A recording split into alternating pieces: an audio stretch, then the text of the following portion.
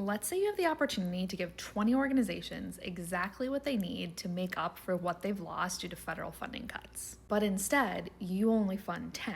And it's all because you asked a bad survey question. Here's an example of why I hate overlapping answer choices and how they have real-world consequences. A funder recently sent out a survey to see what organizations could use to make up for what they recently lost due to the federal funding situation. Here are the answer choices they included: 1 to 5 million, 5 to 10 million, 10 to 15 million, and 15 million or more.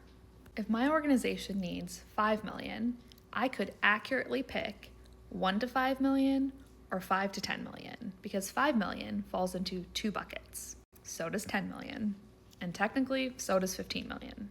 That could be a little confusing to the person taking the survey.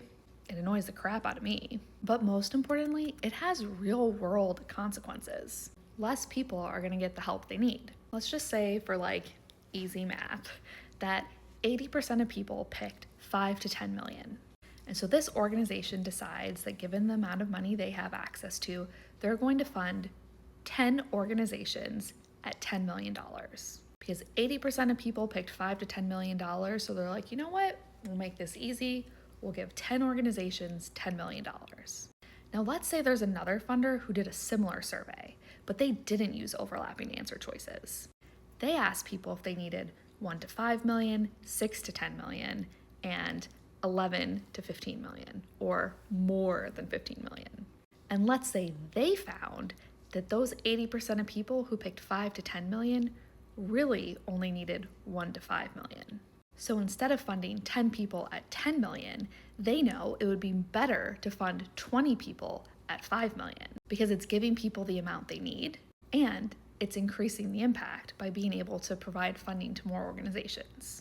That means that first organization is overfunding 10 organizations when they could be more appropriately funding 20, all because they used overlapping answer choices and that gave them bad data that they used to make a bad decision. Let's go a step further though.